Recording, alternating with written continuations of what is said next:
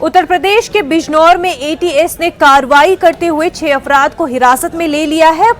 Police उनसे पूछताछ कर रही है। पुलिस ने मदरसे से गैर कानूनी हथियार भी बरामद किए हैं।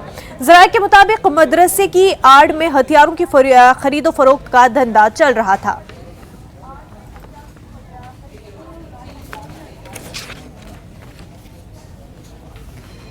हमारे साथ हमारे नुमाइंदे शकील इस वक्त जुड़े हुए। शकील, आपसे जानना चाहेंगे कि पूरा मामला ये जो बिजनौर में पेश आया है, ये है क्या? इसका तफसीलात से हमें बताएं।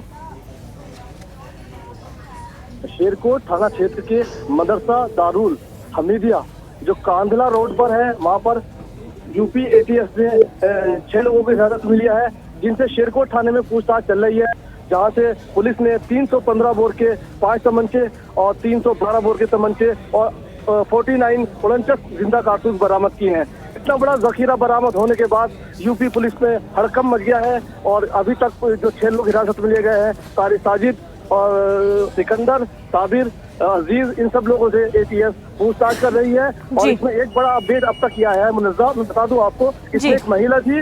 जैसे ही यहाँ छापा लगा पुलिस का मदरसे पे, महिला ने किसी को फोन किया, दूसरी जगह भी हथियार रखे हुए थे, वो हथियार वहाँ से हटा दिए गए। इसमें पुलिस दूसरी जगह पहुंची तो वो खबर लीक हो चुकी थी और वो महिला ने फोन करके वहाँ से हथियार हटवा दिए। तो ये बहुत बड़ा अपडेट अभी तक न्यूज़ 18 पर है।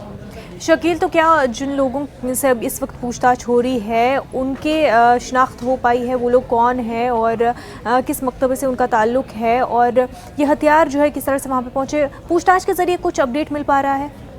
देखिए, पूछताछ की बात करें मुनज़्ज़ा, तो उसमें अभी तक जो उन लोगों से बातचीत हुई है वो ये बता रहे हैं कि इसमें बिहार के जो क्रिमिनल हैं, बिहार के लोग भी शामिल हैं। वहीं से हथियार आते थे और ये खरीद फरोख्त का धंधा इस अड्डे से चलता था। ये मदरसा खरीद फरोख्त का अड्डा बन चुका था। यहाँ पर सामान लाया जाता था और इसको आगे बेचा जाता था। इसमें 2 क्रिमिनल हैं, 21 बच्चे पढ़ाई करते थे। कल जैसे ही छापा लगा तो बच्चे वगैरह तो सब यहाँ से चले गए। आज मदरसा जो है बिल्कुल बंद है और मदरसे के जो चलाने वाले हैं, संचालक, वो भी सब पुलिस की हिरासत में है। पुलिस और यूपी एटीएस उनसे पूछताछ कर रही है। शेरकोट थाने में ये सारी पूछताछ चल रही है अभी। जी मुनज़्ज़ा। और जो बच्चे वहाँ पे तालीम हासिल कर रहे थे, क्या उनसे या उनके घर वालों से पूछा गया है कि क्या उनको इस बारे में पता थी, या बस एक मदरसे के आड़ में उनको पढ़ाया तो जा रहा था लेकिन बाकी जो काम है वहाँ पर खरीदो फरोख्त हथियारों का हो रहा था? क्या बच्चों से इस तरह की कोई पूछताछ है उनके घर वालों से? देखिए, इसमें यूपी के और बिहार के बच्चे पढ़ते थे। कुल मिलाकर 21 बच्चे थे जो छापा लगने के बाद सब अपने अपने पेरेंट्स के साथ चले गए। अब उनको ये मालूम नहीं था कि तालीम तो दी जा रही थी, लेकिन तालीम के साथ के आड़ में कई कुछ लोग क्या धंधा कर रहे थे, हथियारों की खरीद फरोख्त कर रहे थे। और यहाँ क्रिमिनल जो बिहार से कनेक्शन है, इसका बिहार से बड़ा कनेक्शन हुआ है और इस कनेक्शन के बाद ये यूपी पुलिस में और पूरे देश में हड़कंप मच गया है कि इतना बड़ा जखीरा यहाँ बरामद हुआ है। और जो दूसरा जखीरा बरामद होने वाला था, उस महिला ने फोन करके दूसरी जगह से जब तक पुलिस पहुंची वो वहाँ से हथियारों का जो जखीरा था हटवा दिया। शकील, जो इस मदरसे के जिम्मेदारान हैं, क्या उनकी जानिब से कोई बयान सामने आया है इस पूरे मामले को लेकर के? इनके जो भी गार्जियन हैं, जो लोग यहाँ जो संचालक हैं, जो यहाँ बच्चों को पढ़ाते थे, सारे इनके जो पेरेंट्स, जो गार्जियन हैं, सब भाग गए हैं और वो मीडिया से या किसी भी लोगों से बातचीत नहीं कर रहे हैं। जी शकील, पुलिस का क्या कहना है? कब से ये जो पूरा जो खरीदो फरोख्त का सिलसिला है मदरसे में चलता आ रहा है? पुलिस की जानिब से क्या कुछ जो है इन्फॉर्मेशन अभी तक दी जा रही है इस पूरे मामले को लेकर के? देखिए, पुलिस की अगर बात करें तो ये 10 साल से अवैध रूप से ये चल रहा था और 10 साल से चल रहा था। तो जो बीएसए विभाग है, बीएसए विभाग कहाँ हो रहा था? कोई भी मदरसा चलता है तो उसका बाकायदा रजिस्ट्रेशन होता है। तो सबने आंखें मूंदी थी। इसका मतलब ये सब लोग इसमें कहीं ना कहीं भ्रष्ट धंधे में शामिल थे, नहीं तो बिना रजिस्ट्रेशन के कैसे मदरसा चल रहा था, इसकी जांच पड़ताल अब तक क्यों नहीं की गई थी? पुलिस प्रशासन और बीएसए विभाग कहाँ था? जी बिल्कुल शकील, बेहद शुक्रिया तमाम तर तफसीलात के लिए। अयोध्या मामले पर सुप्रीम कोर्ट में आज समाअत हुई है। सुप्रीम कोर्ट ने सालसी कमेटी से पेशरफ्त रिपोर्ट मांगी है। अदालत ने 18 जुलाई तक रिपोर्ट दाखिल करने की सालसी कमेटी को हिदायत दी है। अदालत का कहना है कि सालसी की कोशिश के नतीजे में मसले का हल नहीं निकलने की सूरत में अदालत कलीदी मामले की समाअत 25 जुलाई से शुरू होगी।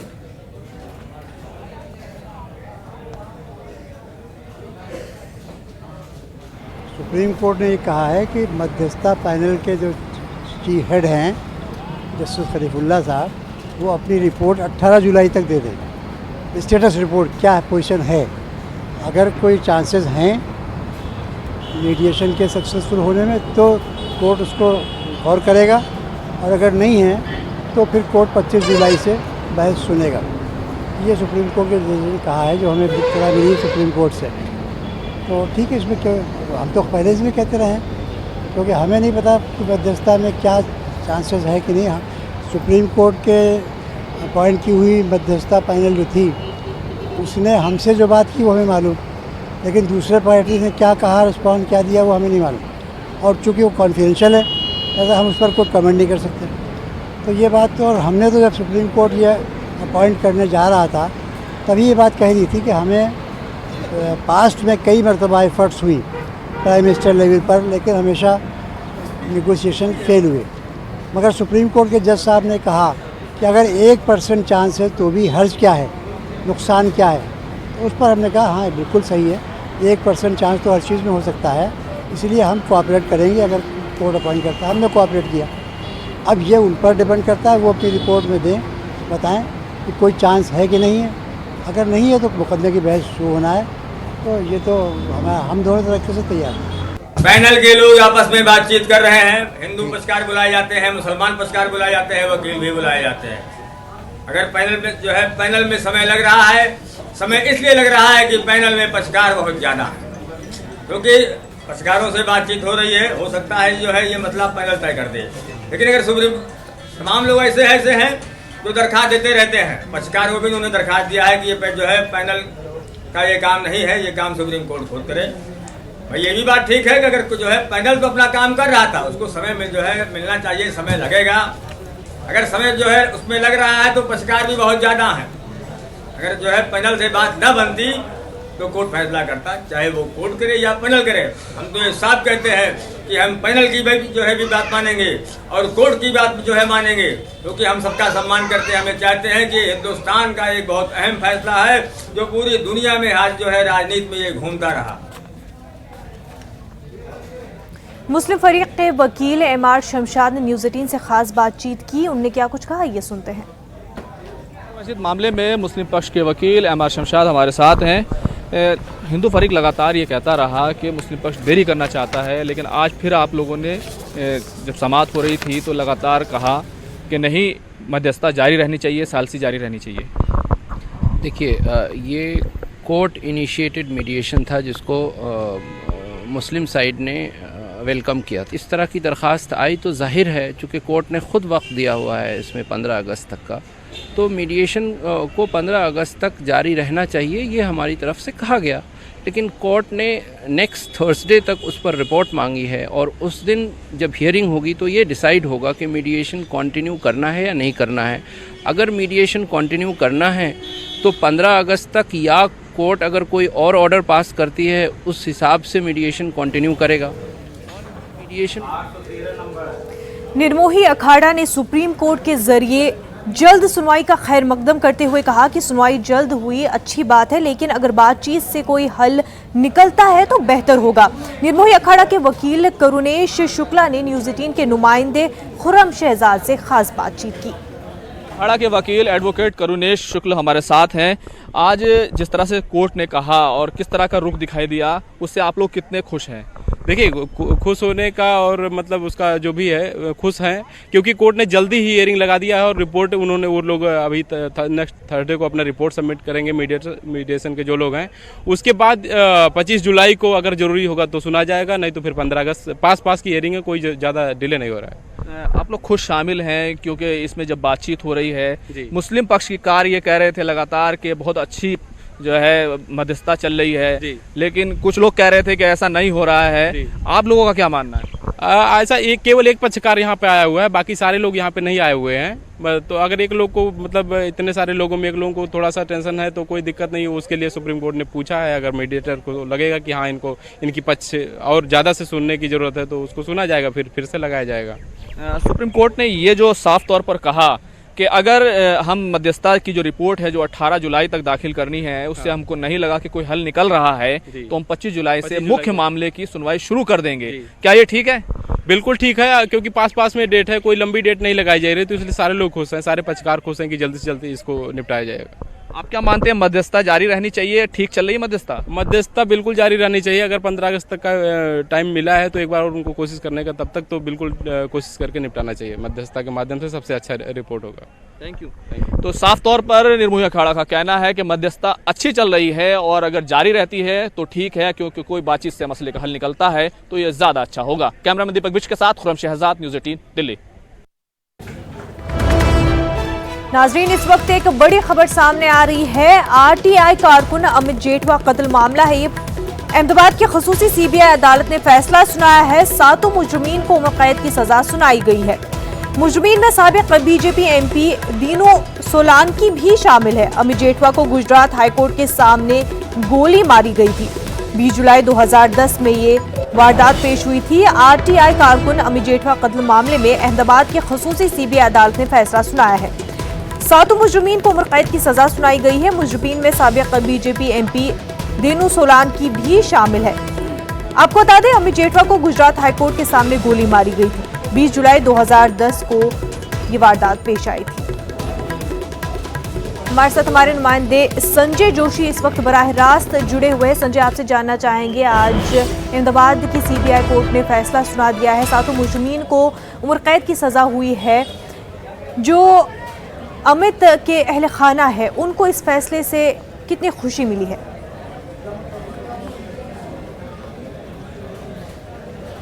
जी, आपको ज़रूर बताना चाहूँगा कि 10 साल बाद ये आज चुकादा आया है और ख़ास करके 2010 में आरटीआई एक्टिविस्ट जो अमित जेठवा थे, जिनका गुजरात हाई कोर्ट के सामने साफ शूटर शैलेश पंड्या द्वारा उनकी हत्या की गई थी, उसके बाद इसके अंतर्गत जो है दीनू बोगा सोलंकी जो भाजपा के सांसद रह चुके हैं, उनका नाम खुला था। उसके बाद उनके भाई शिवा सोलंकी और उसके करीब पुलिस कांस्टेबल के साथ 7 आरोपियों के नाम सामने आए थे और उन 7 के खिलाफ सीबीआई ने कार्रवाई की थी। और उसके बाद जो ये केस चला, उसके अंतर्गत काफ़ी करीब 150 से ऊपर जो साक्षी थे वो मुकर गए थे।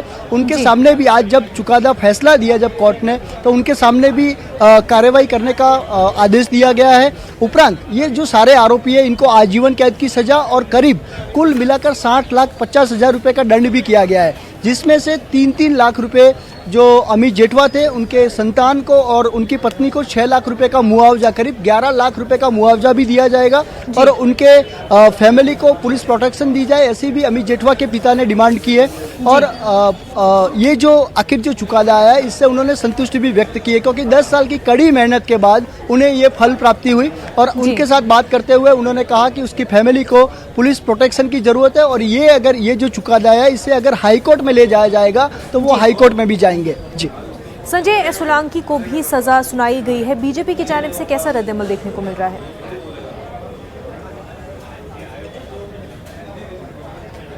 जी, ये कह सकते हैं कि काफ़ी बहुत बड़ा नाम था दीनू बोगा सोलंकी, जो उनके एरिया में उनका बहुत बड़ा वर्चस्व है, पूर्व सांसद भी रह चुके हैं। तो ये जब इनको आरोपी करार दिया गया था, तब से लेकर एक बहुत बड़ा माहौल यहाँ पर गर्म हुआ था और उसके बाद जो है आज आखिर उनको दोषित करार किया गया था। लास्ट जो सुनवाई हुई थी उस दौरान, और आज उनको सजा सुनाई गई, आजीवन कैद और उनको 15 लाख का दंड भी है।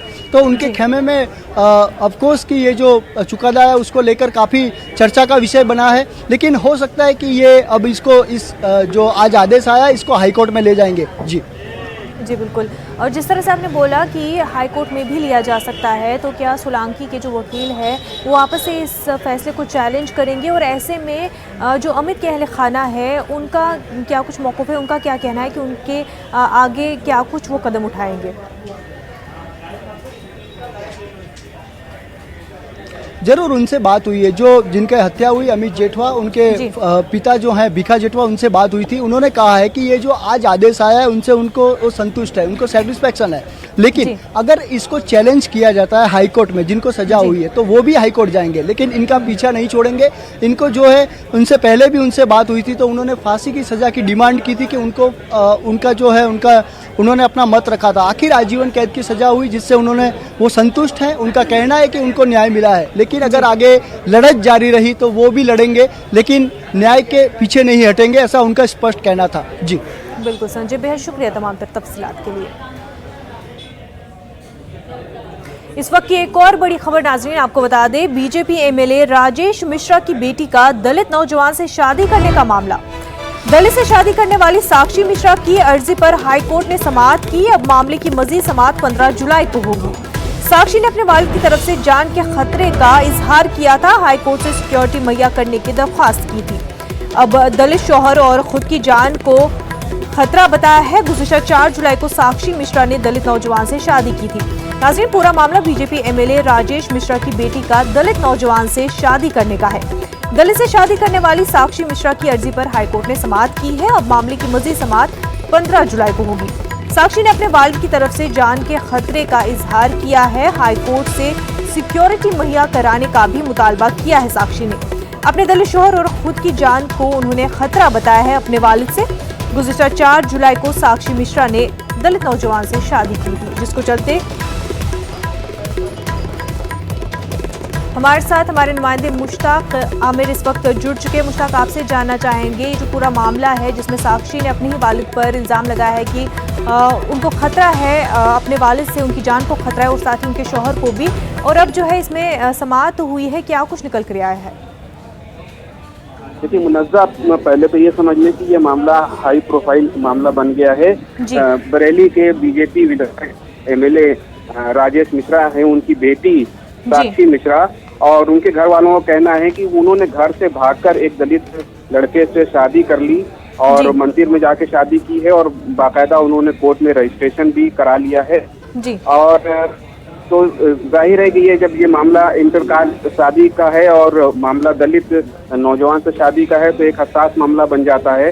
तो लड़की की तरफ से ये कहा जा रहा था कि उनकी यानी साक्षी और जिसके साथ उन्होंने शादी की है उसकी जान को खतरा है घर वालों की तरफ से, और ये कहा जा रहा था कि बीजेपी के जो विधायक हैं उनकी तरफ से बार बार जान से मारने की धमकी और उनके जो लोग हैं उनको वो तलाश कर रहे हैं और उनकी पिटाई करने के लिए या उनको उनको नुकसान पहुंचाने के लिए। तो ये इलाहाबाद हाई कोर्ट आई है साक्षी और ये कहने के लिए, ये गुजारिश करने के लिए इलाहाबाद हाई कोर्ट से कि उनको सिक्योरिटी मुहैया कराई जाए, उनको और उनके शौहर जो दलित शौहर है जिनसे उन्होंने शादी की है उनको सिक्योरिटी मुहैया कराई जाए। और उन्होंने बहुत सीरियस एलिगेशन लगाए हैं अपने घर वालों पर, खासतौर से अपने वालिद पर। उन्होंने अपनी अर्जी में कहा है कि उनके वालिद एक असरदार पॉलिटिकल शख्सियत हैं, वो किसी हद तक भी जा सकते हैं, उनके वालिद की तरफ से उनकी जान को खतरा है और उनके शौहर की जान को खतरा है। तो ऐसे में हाई कोर्ट उनको सुरक्षा मुहैया कराए, उनको सिक्योरिटी फराहम करे। तो अभी फिलहाल हाई कोर्ट ने अभी कोई राहत नहीं दी है, हाई कोर्ट ने इस पर कोई फैसला नहीं लिया है और इस पूरे मामले की जो आइंदा जो समाअत है वो 15 जुलाई तक टाल दी है। तो अब ये देखना है कि 15 जुलाई को हाई कोर्ट क्या डिसीजन लेता है। फिलहाल जो है साक्षी को और उनके दलित शौहर को हाई कोर्ट से कोई राहत नहीं मिल पाई है। अभी जो है 15 जुलाई जो है इस पर मजीद जो है तारीख लगेगी और उससे समाअत होगी। मुश्ताक, साक्षी ने एक वीडियो जो है जारी किया था जिसमें उन्होंने अपने वालिद के साथ साथ और 2 लोगों का नाम भी लिया है और साक्षी के मुताबिक वो लोग जो है गुंडों को लेकर उनके पीछे पड़े हुए हैं, साथ ही साथ उनके शौहर के जो रिश्तेदार हैं उनके पीछे भी पड़े हुए हैं। इस वीडियो में उन्होंने ये भी कहा कि अगर कल को कुछ उनको या उनके शौहर को या उनके रिश्तेदारों को कुछ होता है तो सीधा तौर पर उसका इल्ज़ाम उनके वालिद और उन के साथ और जो 2 साथी हैं उनको उन पर लगना चाहिए। तो साफ तौर पे साक्षी ने क्लियर कर दिया है कि उनकी जान को खतरा है और कल को कुछ हो भी सकता है। तो साफ कर दिया कि होगा कुछ तो सीधा तौर पर उनके वालिद पर ही वो इल्ज़ाम लगाया जाए। तो उनकी जानिब से या बीजेपी की जानिब से इस पूरे मामले को लेकर के कोई रद्द-ए-अमल आया है? क्योंकि उन्होंने एमएलएज़ का भी नाम लिया है, उन्होंने साफ तौर पर कहा है कि जो वहाँ के एमएलए भी है वो भी उनकी मदद कर रहे हैं। मुनज़्ज़ा, मैं बता दूं कि ये मामला साक्षी का वीडियो जो है वायरल होने के बाद जो है सोशल मीडिया पे वायरल होने के बाद उन्होंने बहुत सी बातें साक्षी ने क्लियर कर दी हैं और उन्होंने ये भी बता दिया है कि उनको किन लोगों से जान का खतरा है, नाम बनाम बता दिया है और खास तौर से ये कहा है कि उनके वालिद की तरफ से उनकी जान को खतरा है और उनके वालिद के गुर्गे जो उन्होंने लफ्ज इस्तेमाल किया है वीडियो में और गुंडे हैं जो उनके साथ के लोग हैं वो उनको नुकसान पहुंचा सकते हैं। तो अभी पार्टी की तरफ से, बीजेपी की तरफ से इस पर कोई रद्द अमल नहीं आया है, न खुद उनके वालिद साहब की तरफ से इस पूरे मामले पे बहुत क्लियर कोई बात आ पाई है।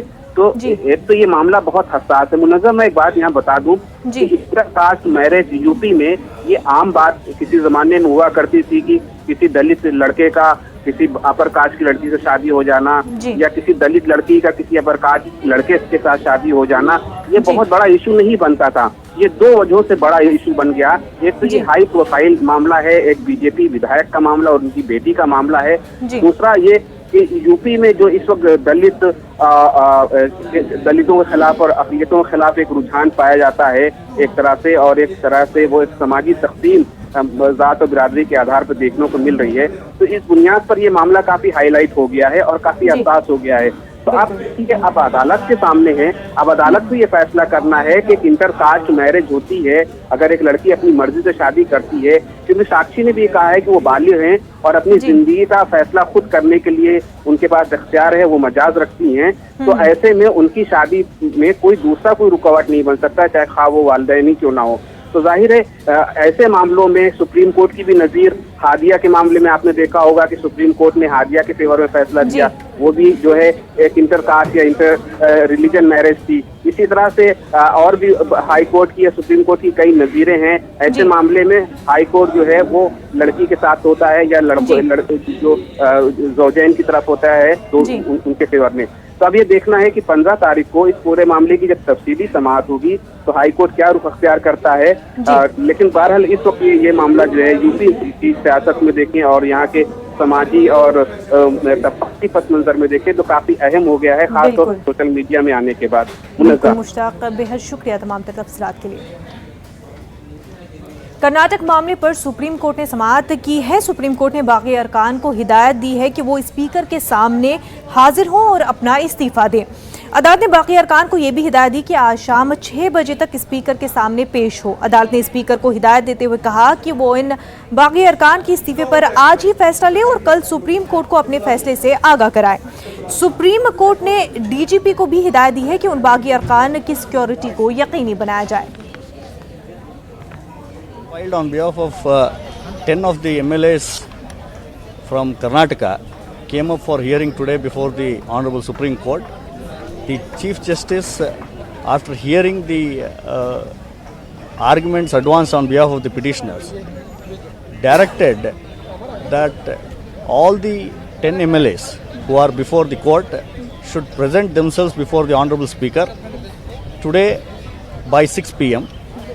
The Speaker should be in the office. He is directed to take a decision regarding their resignation applications in time, in accordance with law, and communicate that such a decision before the court by tomorrow.